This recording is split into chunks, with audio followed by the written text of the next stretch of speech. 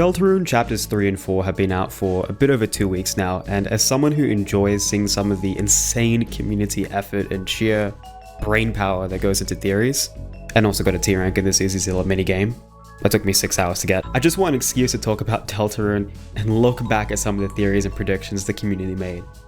While I do have some problems with Deltarune theories and how the community seems to approach them sometimes, every single Deltarune theory and prediction is ultimately just a labor of love for the game, which I can't hate. Going through and compiling theories for this video, I was honestly blown away by the effort put into some of these posts, and it convinced me that some of the smartest, most creative people who in another world could have probably just solved cancer are instead creating blogs for their Undertale crack ships. I might make a video later about the issues I have with Deltarune theorydom, such as how there is pressure for analysis and prediction of the game to fit in a binary of being right or wrong, which is why I've decided to contribute to the problem by ranking all Deltarune theories and predictions in a tier list.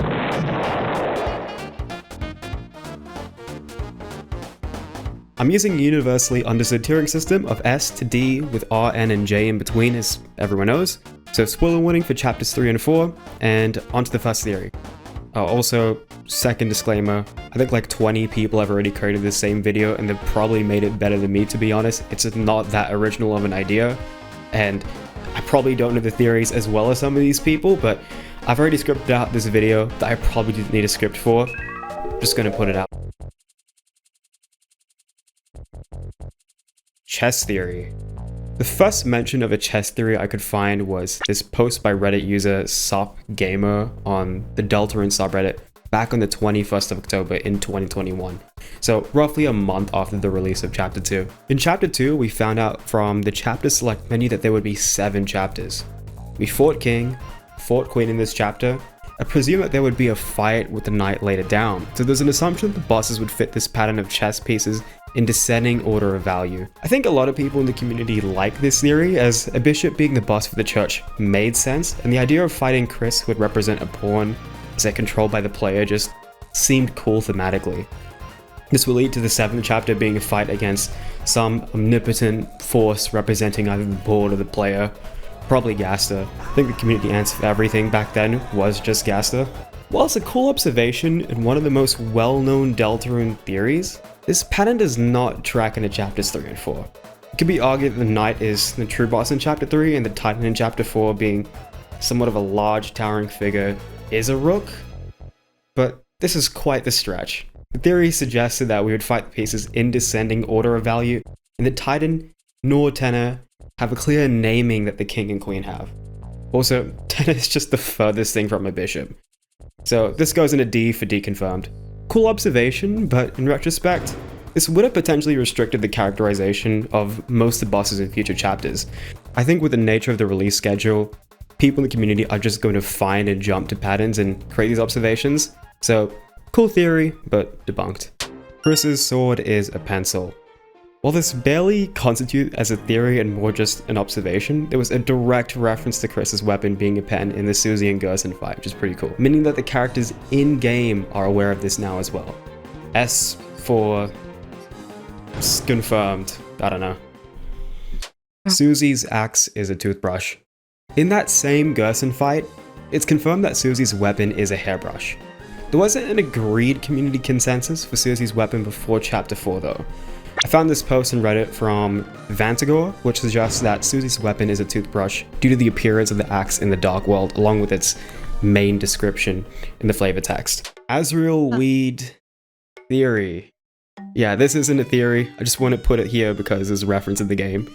The whole meme started with a tweet from Enloch on the 20th of September 2021. I hope I'm saying that name right.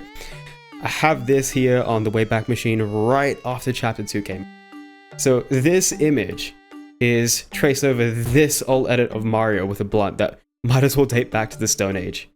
While the tweet and memes imply that Asriel smokes weed, what ended up directly getting referenced was this meme, based on this image. Darts are cigarettes, so technically, Asriel's a smoker and not a pothead. And then there's also this whole thing. So I'll put this in R for reference in the game.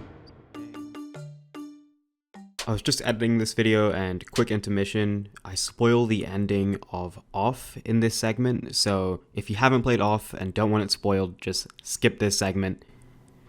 I'll put like a timestamp here or something. Game theory.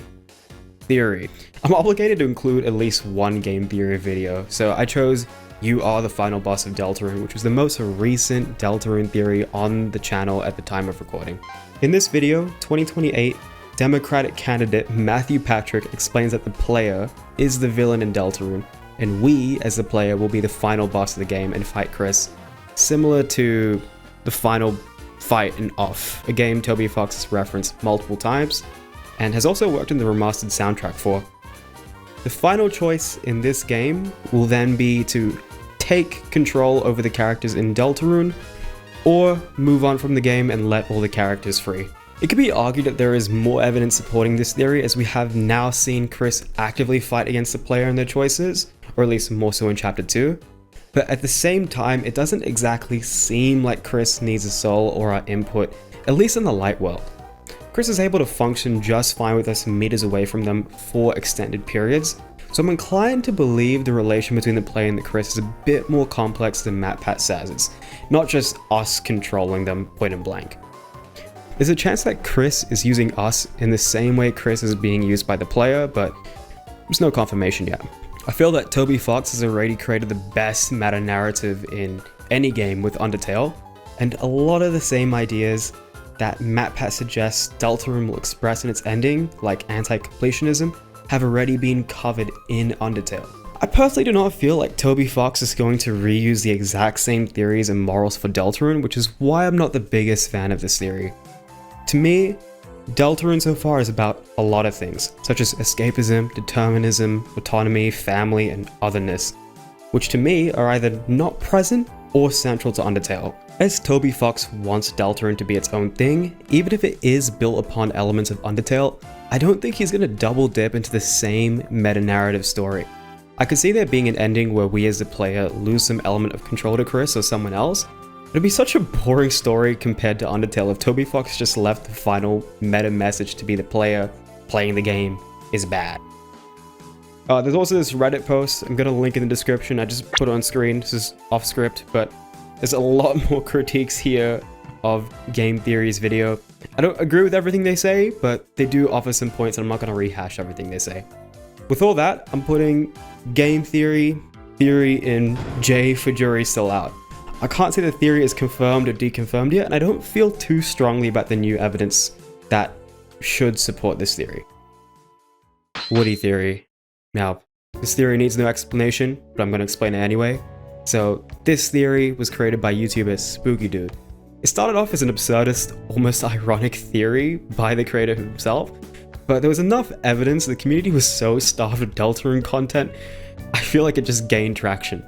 Spooky Dude himself in the original video realizes how crazy the theory was, but the general idea is that there would be a hidden boss in Chapter 3 with a western or cowboy theme that has just been cast aside, similar to the previous secret bosses we've fought. Based on the information we got about Chapter 3 before launch, and looking at the Jevil and Spamton, who are both characters who were overlooked and forgotten, it honestly isn't too crazy in retrospect despite how ridiculous the idea was. I think once again, also the wait between Chapter 2 and Chapter 3 and 4 was so long that people were just looking for clues in everything, and honestly, Toby Fox played in this idea with all the friend inside me posting, like he knows what he's doing.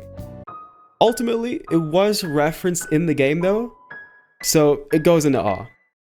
Most of the community assumed that Mike, a character mentioned by Spamton, would potentially be the Woody-esque character, and they would end up being the secret boss of Chapter 3.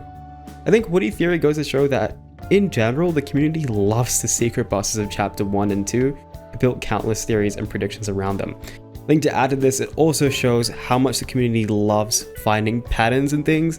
And I mean, this makes sense from a narrative point of view, but you look at chess theory and you look at Woody theory, and they're both built on ideas of conventions we already had in the story. You know, a king, a queen, chess theming, left out character, left out character, left out character. Mike has a hat. Mike is a cat. People thought this because the friend sprite that appeared everywhere from chapter 2 to the Spamton sweepstakes. Looks like a Cheshire cat. There's also a ton of cat imagery on the Spamton sweepstakes site, and Spamton has a cat element in the game's code, funnily enough, so people made this link. The knight has a bat. After the Spamton sweepstakes, which contained ARGs linking to Des became one of the more popular knight candidates. There were theories supporting essentially every character in Undertale or Deltarune being the knight, characters even outside the game as well. I found this theory dating back to the 6th of April 2024 from Reddit user Xiaochalongdr, going over evidence for Des being the knight. I'd say the most interesting pieces of evidence in this post are the constant baseball imagery in chapter 2 being linked to Des's love for baseball, and the Dragon Blazers game mentioned in the Spamton sweepstakes. Xiaochalongdr notes that the Silver Drake is the Oni boss in Dragon Blazers, and seems to be an allusion to the Roaring Knight, and they also have an ice motif, like the Holiday family. After chapter 3 and 4, we have more evidence pointing towards Des being the knight. Apart from chapter 4 having such a large focus on the knight, and Des being a prominent off-screen missing character mentioned in the same chapter, we know there's a link between Carol and the knight, and the knight seems to wield a bat that turns into a sword in their fight. Oh, actually, in retrospect, I don't think there's actually a confirmed link between Carol and the knight, but it's very, very heavily implied. I just want to add that in there. The knight has deer-like antlers, so as of chapter 3 and 4's release, most people are assuming the knight is someone from the Holiday family, and Des just seems to fit the bill. The knight fight alludes to the Asriel fight in Undertale. Both fights are technically unwinnable or presented as such, and they're both kind of just edgy aura farming OCs made by like children or teenagers. They also both have similar themes.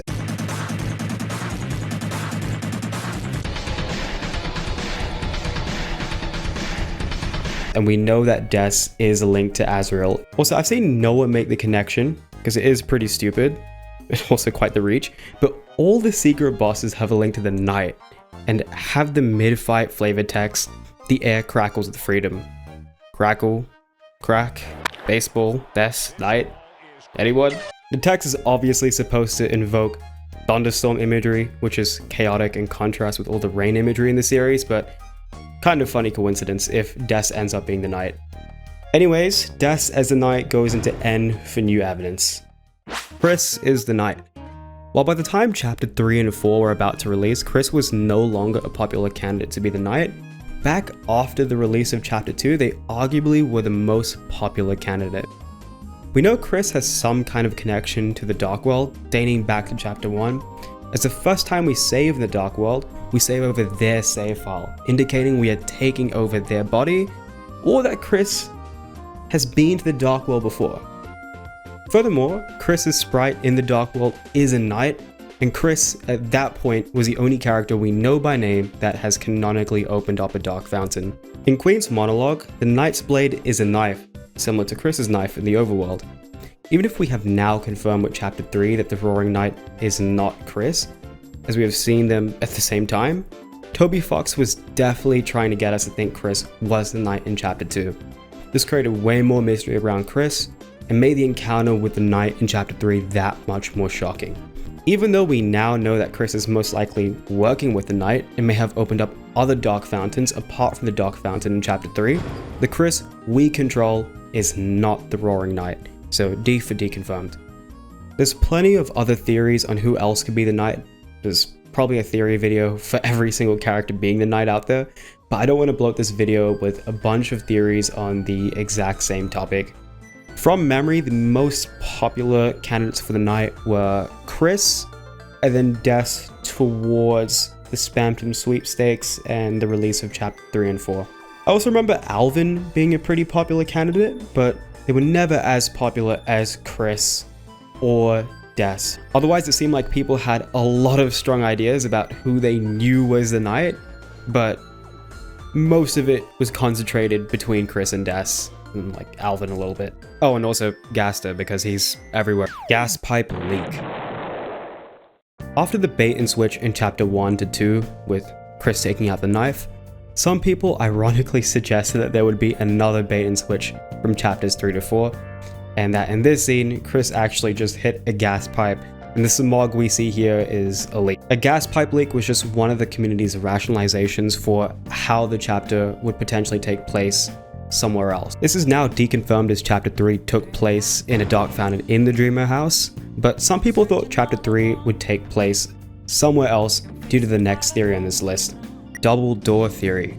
From Chapter 1 to 2, what would end up becoming the dark wall entrance for the library was changed from a single door to a set of double doors.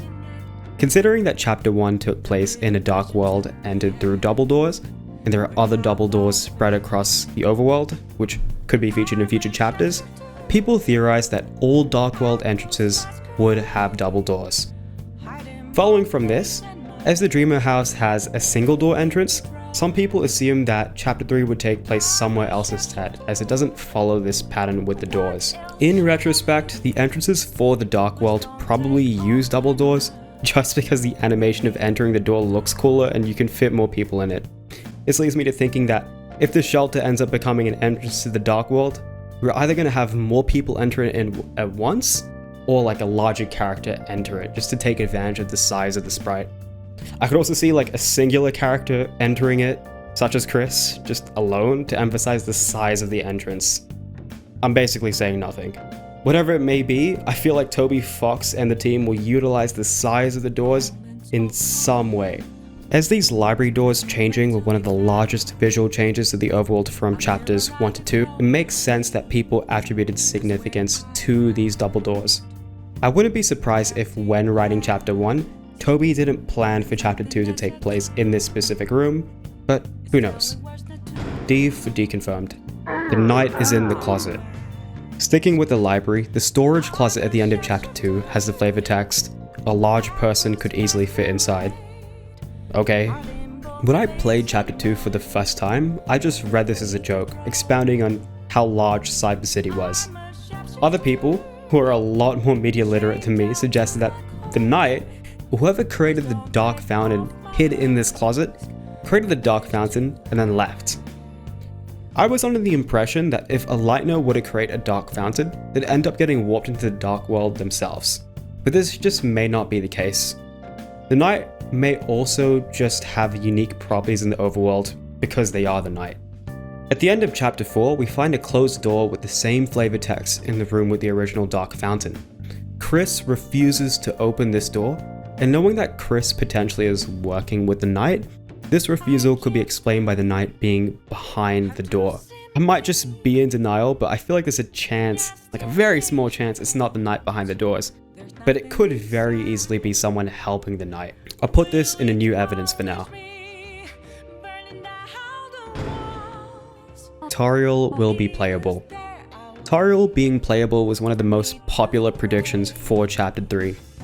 We knew that Toriel would have some sort of role in chapter 3 based on where the Dark World was taking place, and we just had Noelle join our team in the previous chapter, so people made the conclusion that we'd have a new party member joining us. A lot of people thought we'd see some sort of interaction with Ralsei and Toriel, as Ralsei canonically resembles Asriel, or that Toriel would replace Asriel in our party. We've seen Toriel use fire magic in Undertale, and considering her personality and mage-esque-ness, she could very easily have had some sort of healing and pacify spell as well. Some people thought that Toriel would be the secret to the next Snowgrave, Fire Cemetery or something, where Toriel's ideology and her parenting would become warped and twisted. While Toriel's influence was all over chapter 3, and we got a lot of backstory about Kris's home life and upbringing, we didn't exactly directly interact with Toriel in the chapter. This leads me to thinking that Toby Fox doesn't want to rehash the same characters and develop characters again that are already developed in Undertale. If Asgore is in chapter 5, I wouldn't be surprised if he is used as a foil for other characters' development and characterization, as opposed to just being a constantly on-screen divorce guy that's just individually developed throughout the chapter. D for deconfirmed. At the same time, it does seem that Toriel and Asgore are quite different to their Undertale counterparts in terms of personality and how they parent. But at this point, it doesn't seem like Toby really wants to develop Toriel as their own character. He might develop Asgore, we've seen him a bit in chapter 4, but we'll see soon. Undyne will be a boss. Undyne did appear in chapter 3, but some people thought she would be a prominent character in the chapter. Toriel called the police at the end of chapter 2, and the door was left open. As we haven't yet had a fight with a different soul mechanic, some people predicted that chapter 3 would bring back the green soul in a fight with Undyne. Similar to Toriel, Undyne wasn't a major character in chapter 3, but we did end up getting the green soul fight in chapter 4. D for deconfirmed. Bingo board. Here's the most popular prediction bingo board I found on the Deltarune subreddit. If I get 5 in a row, I'm putting it in S. Mark out the middle. Toriel is an alcoholic, confirmed. Hometown infections affect Darkworld. I want to say yes, because it does look like we turn on the TV, and that's what helped create Tenno. Video game characters become Darkners. I mean, a Darkner became a video game character. Don't really feel too confident marking up this one. Ralsei gets mad Kris made a Dark Fountain. Ralsei's never gonna get mad at us. Susie Zilla, yep. Pyro shown, not yet actually. Ralsei looks like Asriel. Mentioned by Noelle, I'm pretty sure. Kris backstory, yep. Noelle playable character again. Technically, yes. Very reluctantly gonna give that. We go to church, yep. Final boss's name, Tenno, yep. Castle Town expansion, yep. Miss Holiday shown. Dark Fountain at the flower shop, don't know yet. Why Toriel and Asriel divorce yet? Don't really have a reasoning yet. Sandstar's acting serious in the leader out. Nope. Susie backstory, sure. Hints of Ralsei's past. I'll say yes. Does he have like his motives? Hard to obtain secret bosses.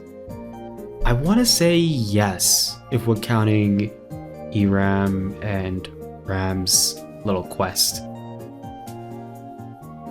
Let's see. Gaster theory is true. Napstablook comes instead of Undyne. See, if I mark off Mike is real here, this does technically get it. And this is like a big question mark. I don't know where to put this. I shouldn't have gone to this bingo board. But it does seem like most of their predictions came true. What is this, like more than half? Or about half? Kris plugged in the TV. From chapter 1 to chapter 2, the TV in the Dreamer house was plugged in, as indicated by the flavor text. Non-GMO Trash has a video that goes into this that will be in the description, along with all the other theories mentioned in this video. It can be argued that this flavor text was added as an oversight from chapter 1 to chapter 2, but it seems like Tenno was an idea that Toby Fox has had since 2016. Whereas Queen's specific design may have come along a little bit later. Lancer and King's designs came from the artist Canatines back in 2012, and their Queen design is quite different from the Queen in Deltarune, meaning that the Queen might have been developed after Tenno. I say this because the aforementioned double door change from chapter 1 to chapter 2 relates to Queen, and was most likely an oversight. Queen could have theoretically been the boss in other areas or just somewhere else in the library if Toby stuck with the Queen of Spades idea, but the only TVs in Deltarune are in Asriel's shop and Toriel's house. Considering that the flavor text was updated and the Dark Fountain in the TV became a prominent part of the ending in chapter 2, I'm inclined to believe this was intentional by Toby Fox and not a post-hoc update like the doors in the library, which are narratively also just a lot less important. Like, the TV is the whole guy in chapter, the doors are just doors. I don't think Kris planned to have Susie stay overnight, but Kris has knowledge that we don't, and as the knight instructed Tenno to capture Toriel, I wouldn't be surprised if Kris had planned to create a dark world with Tenno in it at the command of someone else. This is all presuming that the TV had to be plugged in for Tenno to appear in the dark world. We also know that Kris has a relation to Ram, the anthropomorphic plug who's Tenno's top dog.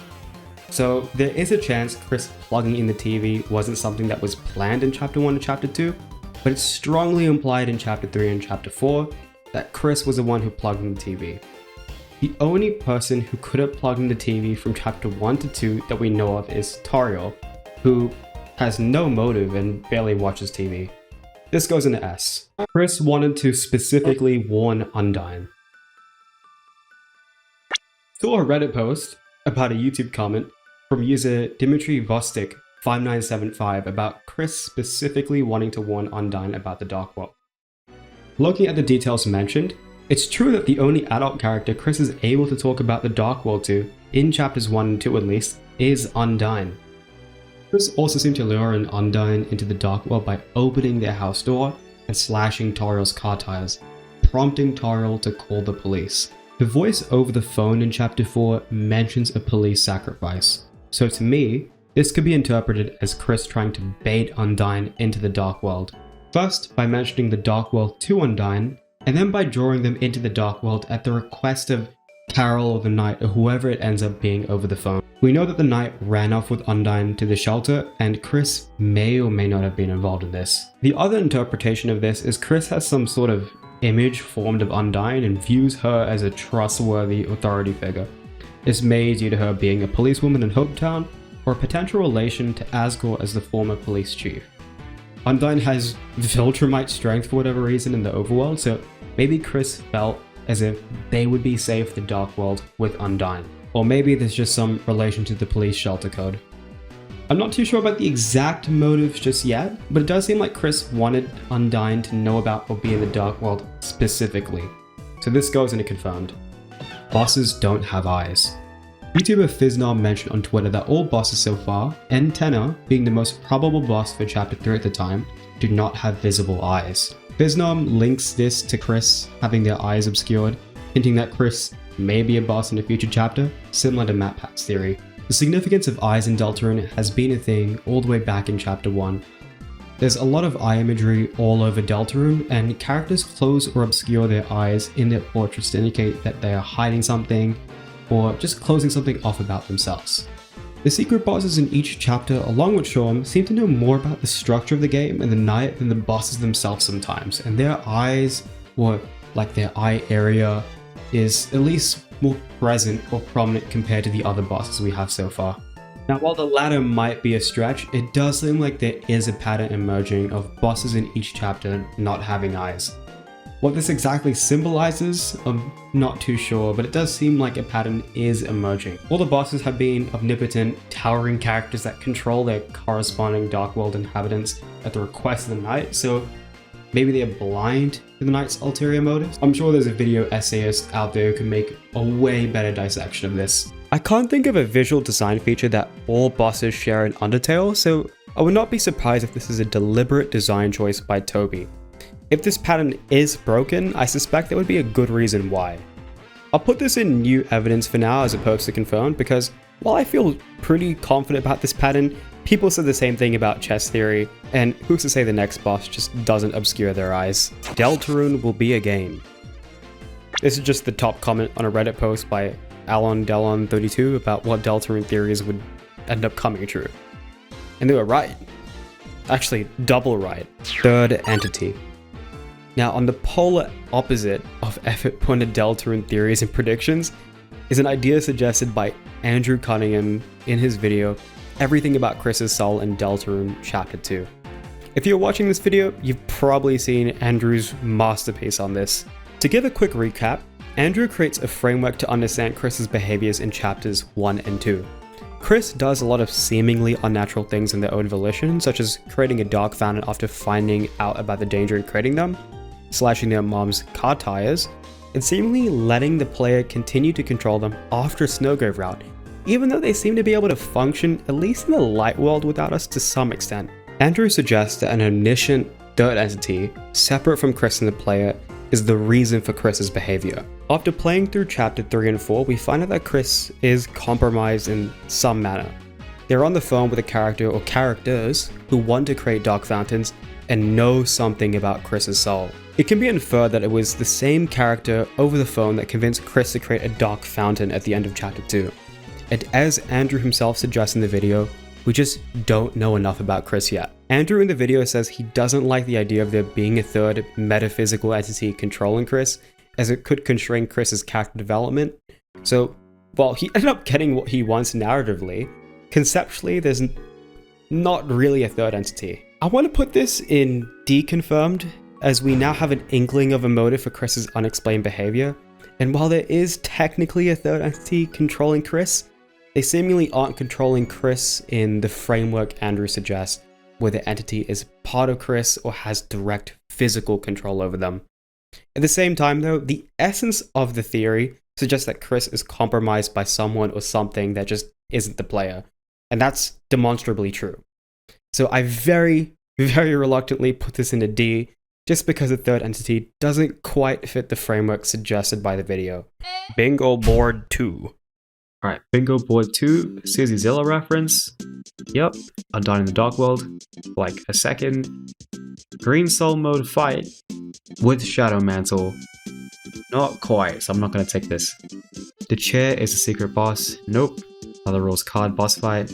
Yes. No either does appear. Mic is a phone / radio / microphone. You know what? I'll give this one, but not the other one, because that is one of the presentations of Mike. I'll leave a question mark to the end result if this does actually end up changing something. 2 or more Dark fans in a day. Had a lot more. So that becomes a meme again, unfortunately.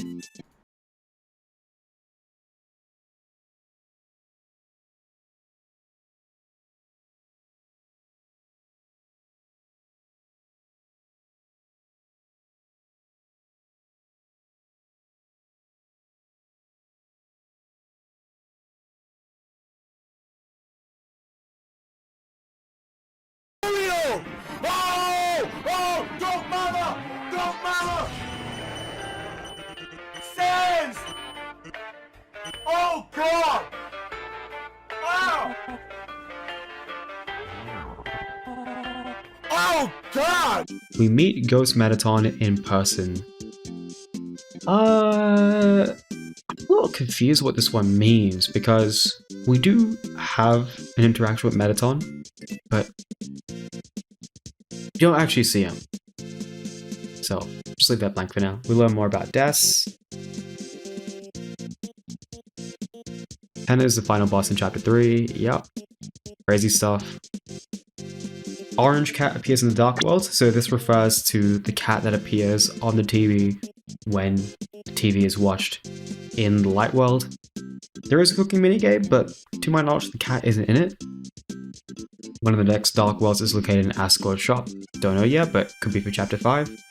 Flower Bouquet appears in the Dark World. Not yet. More Titan's Law.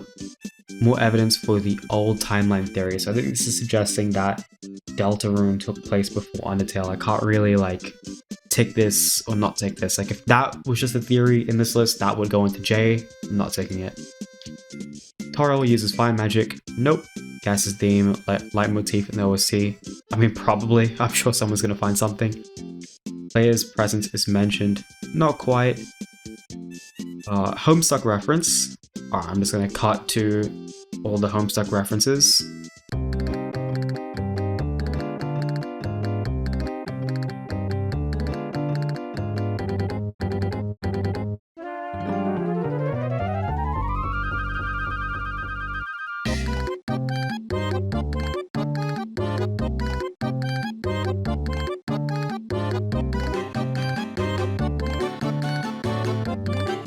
Spamton returns, and we do see what's inside the church. I feel more confident saying this bingo got 5 in a row than the other bingo board, just because mic is a phone / radio / microphone is a little bit more vague, but once again, I'm cool with not giving it to this. Why does every bingo board that I had end up resulting in something with mic, and I just can't tick it off? I just don't know. I'll just put them together. Berdly is fallen down. In the Snowgrave route in Chapter 4, Berdly, while in critical condition, does seem to be recovering. It was a community 50-50 on whether or not Berdly was dead after Chapter 2 in the Snowgrave route, or just in a coma. There was a theory suggesting that he was fallen down, which would entail dying shortly after. All signs point to Berdly holding onto some form of life in Chapter 4, so I'm going to say Berdly is not yet dead in Chapters 3 and 4, and put this into D. This could very well change in future chapters, and maybe not turning on the heater and heating him up in the Snowgrave route could lead to him dying in a future chapter, but the idea that he was going to flat out die in Chapter 3 and 4 has been disproven. Edit, So looking back on it, I said it was a 50-50, but I'm pretty sure just from memory, more people were convinced that Berdly was dead, myself included. He just kind of seems lifeless at the table, and his wing gets fried in like the non-genocide route where he gets attacked. Also, Berdly seemed to almost just finish his character arc in chapter 2, so I think a lot of people just didn't foresee him having a need to return in the plot anyway, so if he was to be killed off, it wouldn't matter too much in the grander narrative of the story. I'm not gonna lie, I also thought he was dead, and I'm a little sad it seems like they kind of worked his development back in chapter 4 and like the small interaction we have with him. Susie is immune to player input. This theory comes from Geo's blog, which you can find in the description. They have some pretty interesting write-ups about Undertale and Deltarune, and they also have this really eloquent post about Gaster and Theoridom that I'm going to reference for sure in my next Deltarune video, if I get around to making it. The theory suggests that Susie cannot be controlled by the player unless there is an explicit buy-in. Geo contrasts Susie to Noelle and Ralsei, who both don't want to fight, that we can make fight. There are interactions we have with Noelle, Ralsei, and other characters that do ever so slightly change the game's events. He suggests that Susie might be special in her immunity to player input, as it defines the player fits with her character in chapter 1, but carries over to chapter 2 when the cast splits up. Well, Susie is a very defiant character, and I would have previously chalked up all these moments, including the moments we see in chapters 3 and 4 to characterization and just contrast to the other characters who lack the autonomy she has. This does seem to have some greater plot relevance as we see in chapter 4. Susie literally breaks the prophecy, and under Gerson's tutelage, defies the narrative she has of herself. If there is any character now who believes that their choices matter, it is ironically Susie, who told Kris that their choices don't matter, the mantra of the game, back in chapter 1. We do get to control Susie in chapter 4 in the Gerson fight, and unlike in the fight with Lancer, when we control Susie, our control in this fight is diegetic. Susie requests for Kris's help right before Gerson's first attack, and as soon as she does, we get to control the soul in the fight. I still think the lack of control we have over every character that isn't Susie is more just characterization for Susie rather than some meta-narrative being built upon Susie, having some divine immunity to the player, but I'll put this in new evidence for now because it is pretty convincing. Ralsei is a Lightner. Ralsei's identity was one of the biggest points of contention in the community in chapter 2. People were saying he was a Lightner, Darkner, and everything in between and above. We still do not know what Ralsei is. Ralsei pretty early on in the new chapters exclaims that he is a Darkner, but we still don't have any clues to what object he is or why he specifically knows elements of the prophecy that other Darkners just don't seem to have. While technically we still don't know for certain if he's lying or not, I'm still inclined to say he is just not a Lightner with the way the narrative is shaping. I feel that making Ralsei someone who can just chill in hometown with Kris and Susie undermines a lot of the character, relationship, and world building that was done in chapter 3 and 4. The whole point of the cast's relation to Asriel is that it's transient, and Asriel's identity crisis is built around this. To make him a main character in the Dark World who is innately unique to the struggles that Darkness have, like Tenor, would just undermine his growth.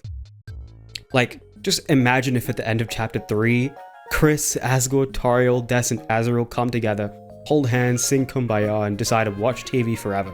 It would mean that Tenor's fear of abandonment was unwarranted, and we wouldn't get to have that sweet resolution of Tenor finding a new home with Mettaton. I just don't think this is the story that Toby Fox is trying to create with Ralsei. So even though it isn't technically 100% deconfirmed, I'm putting Ralsei being a Lightner in D, and I don't think many people are going to disagree with me. Ralsei is a green crayon. I don't know. Ralsei is Kris's monster headband. Ralsei is the vessel. I saw this idea first suggested by Sansuke.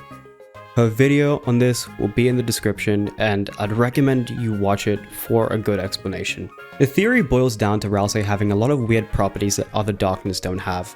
Ralsei doesn't seem to have any long-term memories of the Dark World and can jump from fountain to fountain and breaks the fourth wall a lot.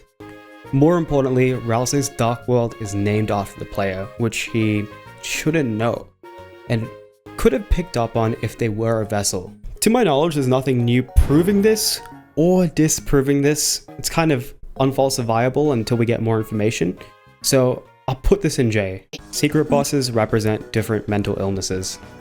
I don't think anyone genuinely believes this. This post was surely just meant to be ironic, but it would be wild if Mike Erab, as the secret boss in Chapter 5, just had an eating disorder for no discernible reason. Toby has been very delicate and artful with his depictions of depression and anxiety in Undertale.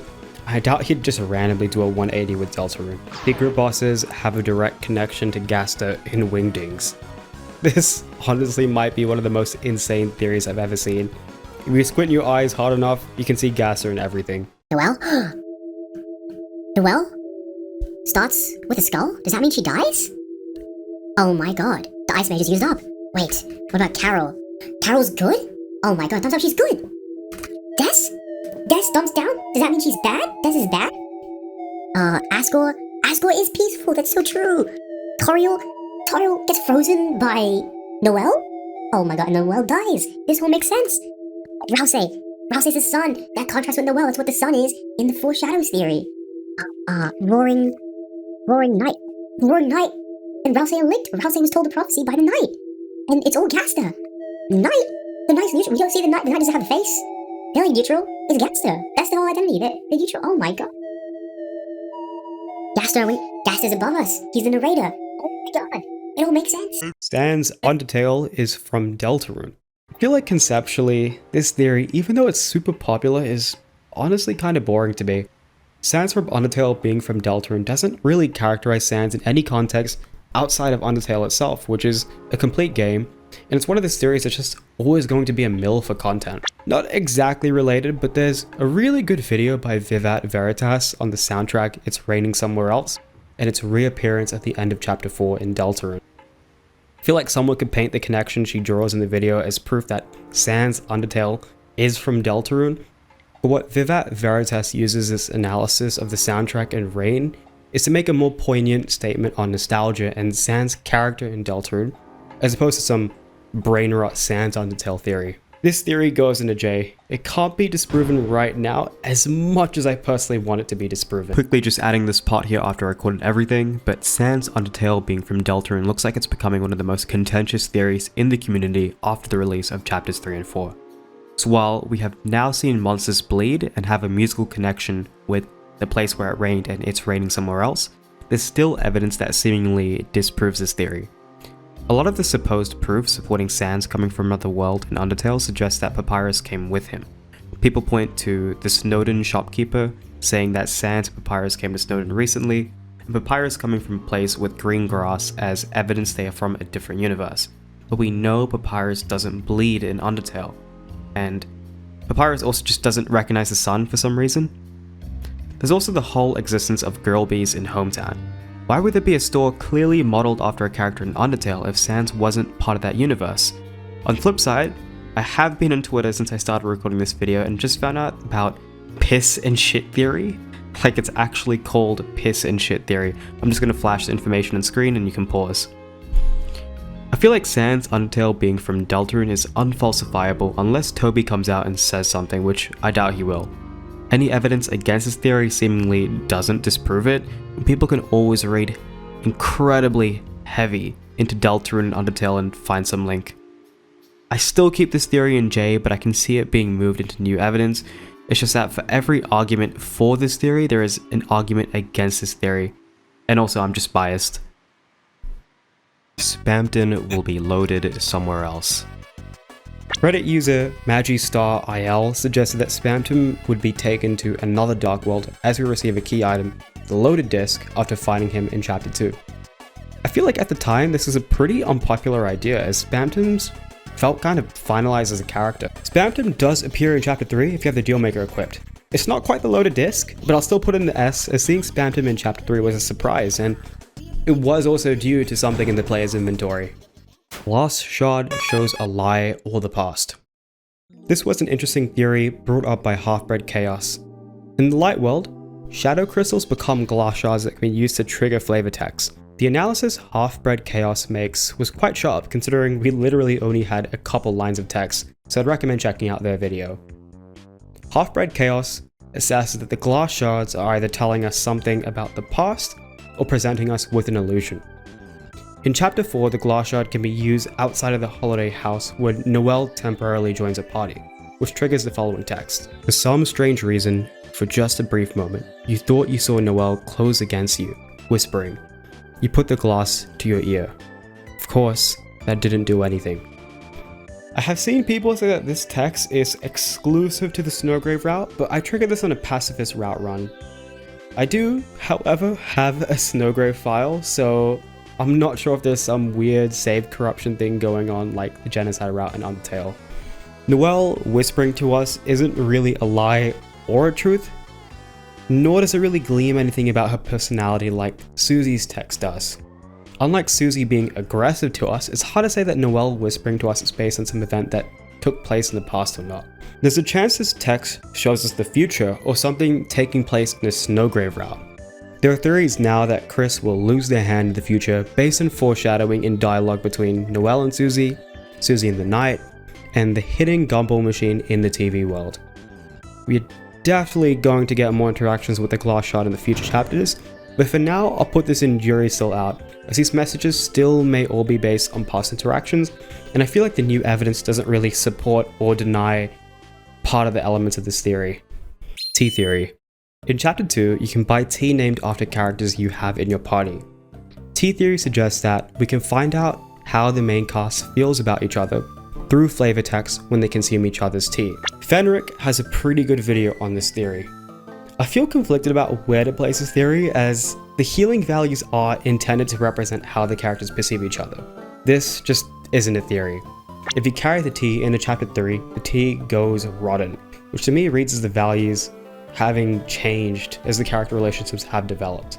I feel like the theory part came in when people started speculating on the relationship between Kris and Ralsei. People fairly assumed that Kris did not like Ralsei, especially after the Spamton Neo fight where Kris has what looks like a panic attack, and Susie responds to Kris first, and Ralsei seems to downplay the situation. A lot of people read this as Kris being more comfortable with Susie and Kris potentially being a bit hesitant towards Ralsei. There was also a small section of the community that read into Kris's hesitancy around Ralsei as hate for Ralsei, and by making Kris hug Ralsei in the boat ride, we were forcing them to do something they didn't want to do. If this hate was based on suspicions Kris has about Ralsei, it doesn't explain why Susie heals twice the amount of HP Kris does when she shares similar suspicions, as we see in chapter 3 and 4. If the healing was based on how long the characters knew each other for, Kris wouldn't heal more for Susie T than Noelle T. Maybe Kris just doesn't like Ralsei's personality, as we know they look up to Asriel, and from what we know about Asriel and Deltarune, they're almost polar opposites in personality to Ralsei. We've also seen that Kris cares for Ralsei, at least in chapters 3 and 4.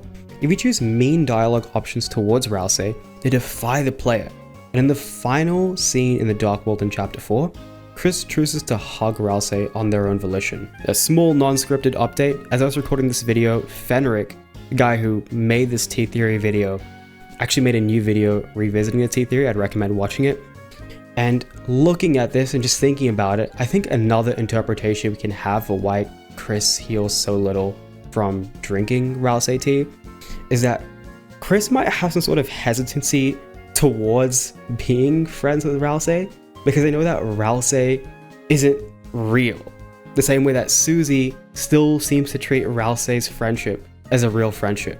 You can definitely build onto this idea or explain this idea a bit further with what seems to be Kris's attachment issues with Asriel and their family. And the flip side, we also see how far Susie attaches herself to anybody who shows her some sort of kindness. We see how she attaches herself to Toriel, we see how far she attaches herself to Ralsei, suggesting to make a cake for them or just make some dessert back for them. And then we also see her stand up to the Knight. I don't consider the character perception part of tea theory a theory, as this was definitely intentional by Toby Fox and meant to have some sort of implications. But the specific prediction around Kris and Ralsei's relationship based on the tea is definitely a theory. With that in mind, I'm not too sure where to put this. There's a chance that this just gets explored later, so I'll just put this in J for now. All things considered, it just doesn't seem like Kris dislikes Ralsei. So why they healed 60 back in chapter 2, we just don't have a clear answer for yet. Does Ralsei care about the player more than Kris? This theory is based on a great analysis video on Ralsei's relationship to the player and Kris by Dorked. In this video, she goes over evidence indicating that Ralsei prefers the player, such as Ralsei's inconsistencies with how they treat Susie and Kris, and Ralsei's constant fourth wall breaks. Once again, I'd recommend watching this video, which aged really well into chapters 3 and 4. The first thing I did upon getting the full sheet music Susie copy down from Gerson is copy it down myself. That does not capture. I'll just put a screenshot. Yes, I know I could have screenshotted the sheet music in the game, but I childishly just didn't want to break my immersion in the game. I'm surprised then that Kris just plays the music themselves. So after the cutscene, I followed notation and played the same song, which triggers this response from Ralsei. Ralsei is quick to say he preferred both renditions, which even Susie doubts. Considering that we know Ralsei knows more than he's letting on, and the prophecy makes reference to a human hero as a cage, all signs point to Ralsei knowing the player is controlling Kris. And Ralsei constantly appeals to this player. His final dialogue in the Dark World also changes ever so slightly in the Weirder app, which does seem to be a nod to the player, or at least an acknowledgement that something in the game has changed. We also seem to get a moment in every chapter now where Ralsei tries to get Kris alone, and what happens in these conversations we still don't know. That being said, there is new evidence supporting the idea that Ralsei likes the player. Whether or not they like Kris more than the player is hard to exactly discern right now, as we're still only halfway through the game. Ralsei still favors Kris and the player over Susie, as I guarantee if Kris had any of the moments Susie did in chapter 3 and chapter 4, his tune would be different. I'm putting this to N for now, but with information we currently have, I can see an argument for putting this into S. Foreshadows theory. Another theory by Half-Bred Chaos, and another video I'd recommend watching. This video is built around the light puzzle in chapter 2 that has seemingly random items. It's played off as a joke in the game, but there seems to be some sort of symbolism behind the images and colors in the gag. Pretty much everything Half-Bred Chaos suggests in the video has aged well, so I'm not going to rehash any of their ideas, instead bring light to new facts we have in chapter 3 and 4. So Des does seem to have an orange theming, but with her guitar being a prominent keepsake, and being orange.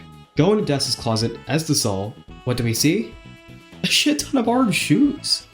I have no clue why she need 800 pairs of the exact same shoe, but we got an orange boot in the puzzle, and Des has orange sneakers.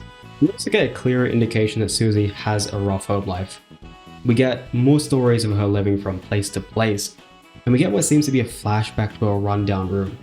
I've also seen people interpret Susie's discomfort at the end of chapter 4 as trauma relating to having an alcoholic parent, and while I think this might be a stretch, she clearly feels uncomfortable in what was being set up as a found family with Toriel and Kris. The prophecy as it appears in the Sanctuary also seems to have a wave-like pattern.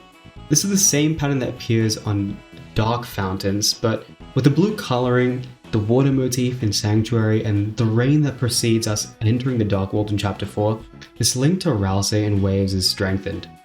Ralsei really starts to develop his own personhood in chapter 4, and I feel like the visuals of the prophecy in chapter 4, which Ralsei is heavily linked to, give off a wave kind of vibe. This goes into N for new evidence. I feel like there's definitely more to this Ralsei link that I missed from chapters 3 and 4, and I think there's also potentially more for the other images we see in the puzzle, but I just can't think of it right now. But if you have any ideas, leave in the comments, or go to Half-Bred Chaos' channel. Seeing how Toby Fox loves to foreshadow plot points in goofy areas, I have no doubt that there's some narrative relevance to the 5 lights we see in this sequence in chapter 2. Universal Mother Theory. This theory was created by Kooky914. His video on the theory is quite possibly one of the best analysis videos for a character I've seen in Deltarune, and I don't think there's any way I could rehash his analysis of Queen better, so just watch the video. The theory draws parallels between queens in chapter 2 and the main Lightner's relationships to their mothers. Kooky was spot on with their prediction, so this just gets an easy S. To add to this, I feel like Tenna represents Asgores in some way. Tenna and Asgore both seem to have this fear of abandonment, have this identity of providing value to the Dreamer household and also both kind of objectify Toriel or treat her like a prize. Maybe pedestal is the right word. Chapter 3 also highlights Kris's use of escapism to navigate family tension. So it makes sense that whenever Kris is with Queen, they're engaged in some sort of game or battle, and Toriel is literally closing her eyes throughout Kris's struggles in Chapter 3, and it's Tenna who tries to respond emotionally to Kris, but also fear they can't connect with him, similar to Asgore. That's the tier list. There's undoubtedly tons of theories are left out. Are there any interesting predictions and theories that you remember that have either held up, have new evidence, or just really funny to look in retrospect? Feel free to discuss in the comments. I'll probably reply back. I always think it's fun to go back and see what the community was like in the past, and as theories have become one of the primary forms of engagement for Deltarune, theories have become a language for the community's expectations and understanding of the game. It feels wrong to decry any theory, unless it's game theory, but I hope I was able to make this list as objective as possible. Some of my favorite videos or writings about Deltarune are for theories that have now been disproven. I hope through my recaps I was able to illustrate why people came to these conclusions as opposed to just how they were wrong. Once Deltarune comes out in its entirety, I feel like it'll be hard to dissect chapters on their own individual merit. And while that means we don't currently have the big picture, some of our predictions that were wrong go to show how we know what we thought of the game. I probably will make another video on Deltarune in the future that's not just a recap of other people's theories. I have like a bit of research and some dot points down for a script I was making at the same time as this video, which was like as soon as the game came out. So I put a list of my theory sources in description with a bunch of other YouTube channels I found while compiling this list that either just make good content or were already featured in this video. If you made it this far in the video, thanks for watching. Like the video if you liked it, dislike if you hated it, and I don't know, just live your life or something.